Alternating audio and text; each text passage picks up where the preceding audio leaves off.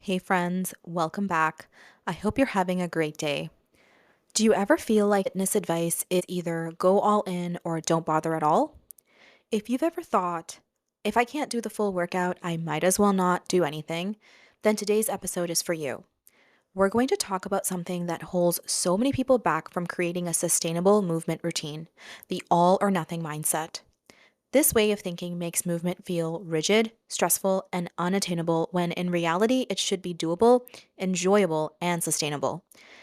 And while the all or nothing mindset can be applied to other areas of life, in this episode I will be talking about breaking the cycle of thinking when it comes to incorporating movement. We need to shift our thinking about movement and fitness to make it realistic for our bodies and our lives, and sustainable for long term success. Movement needs to be fulfilling. Let's talk about why we fall into this mindset, how it holds us back, and most importantly, how to shift our thinking so we can make movement work for us instead of against us. The all or nothing trap is a huge barrier to long term fitness consistency. It's this idea that if you can't give 100%, if you can't follow a strict plan, do perfect workouts, do intense and long workout sessions, or see immediate progress, then there's no point in trying at all. But this mindset often leads to burnout, guilt, and ultimately inconsistency. It can also lead to unnecessary stress. The whole point of moving our bodies is to de stress from the day to day life, not add to it. If you're not sure if you partake in this all or nothing trap, then let me know if this resonates with you.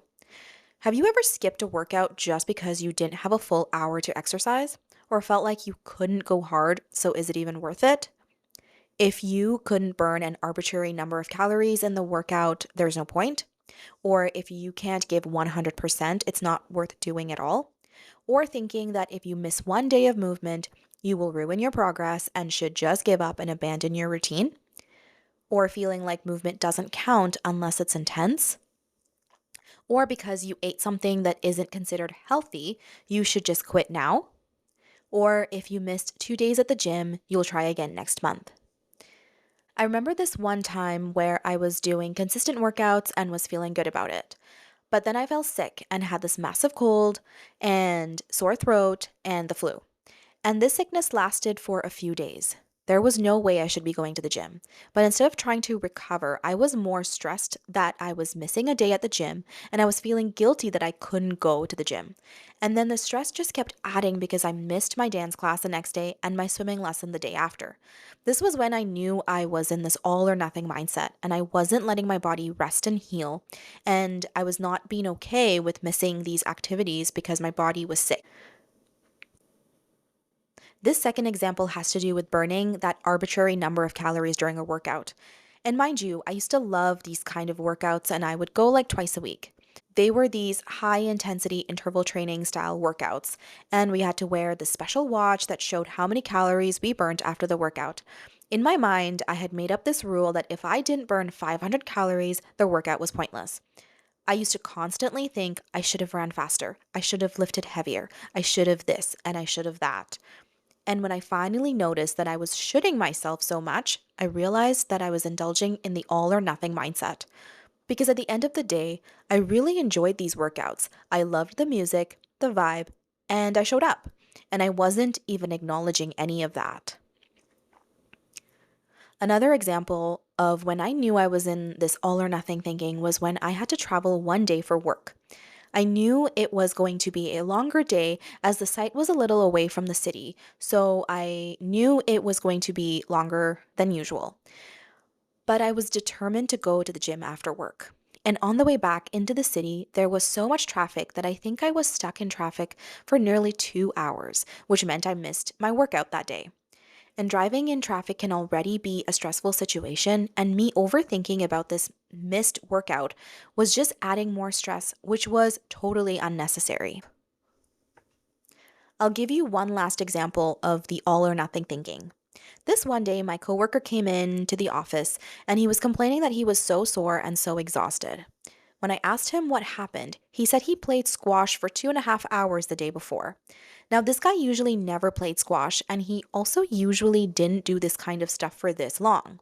He was not particularly active either. So, of course, he would be sore and exhausted the next day. But then he didn't go back that day or the next day to play more squash or do any other movement, or he didn't even really stretch. So he essentially went all in for 2.5 hours, but then there was no movement after that.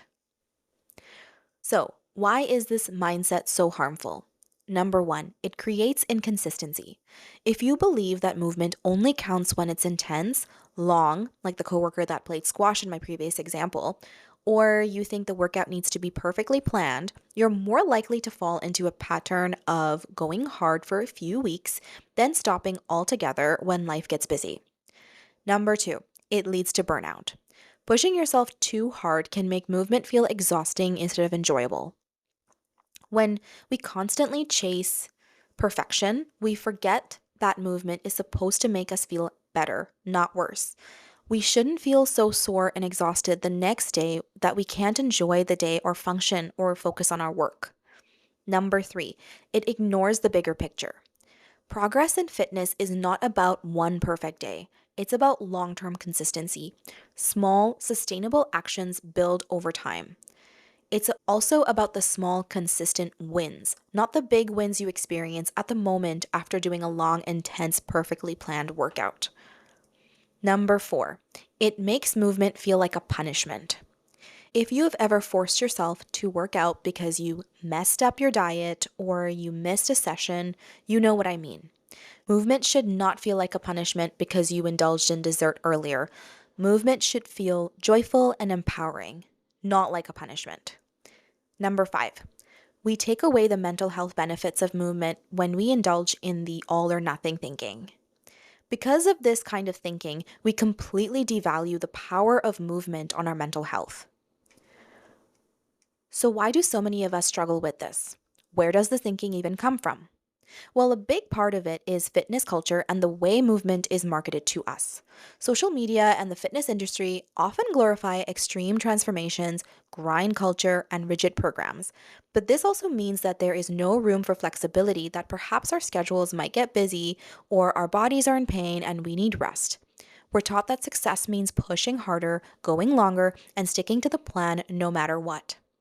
We're told that we're just making excuses, and when there is a will, there is a way. But the truth is that life doesn't work that way. Some days we're busy, some days we're tired, some days we just don't have the energy for an intense workout, some days our children require extra attention, or our work requires more from us, and that's normal. The problem is when we think movement only counts if it's perfect, we end up doing nothing at all on the days we can't go and do as much. So, if you've ever felt guilty for skipping a workout or feel like you've ruined your progress because you missed a day, that's not failure. That's just the all or nothing trap talking. So, how do we break away from this all or nothing mindset? Number one, you recognize that all movement counts. Your workout doesn't have to be long or intense for it to be beneficial. A short walk, a few stretches, taking the stairs, or even dancing in your kitchen to your favorite song counts. Every bit of movement is a step in the right direction. Number two, shift your focus to consistency over perfection. Instead of aiming for perfect workouts, aim for consistent movement. If you miss a day, pick it up the next day. No guilt, no shame, just keep going. Number three, have a backup plan for busy days. Some days you won't have time for a full workout, and that's okay. Instead of skipping movement altogether, try taking the stairs instead of the elevator, or maybe a 10-minute walk on your lunch break, or a few stretches before bed.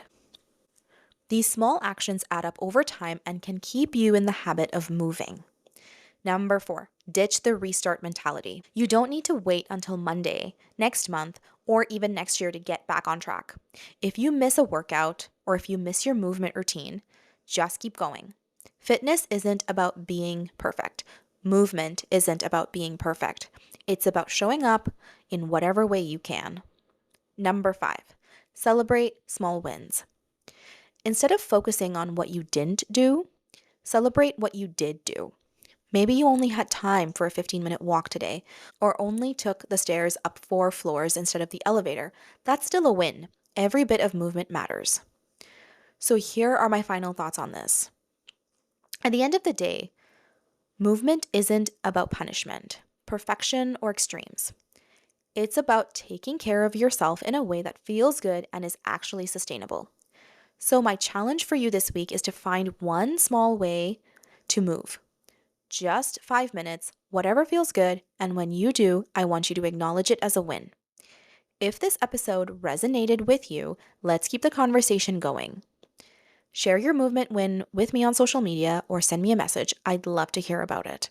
If you enjoyed this episode, don't forget to subscribe, leave a review, and share it with a friend who might have the all or nothing thinking. Thanks for hanging out with me today. I'll catch you in the next episode. Until then, keep moving in a way that works for you.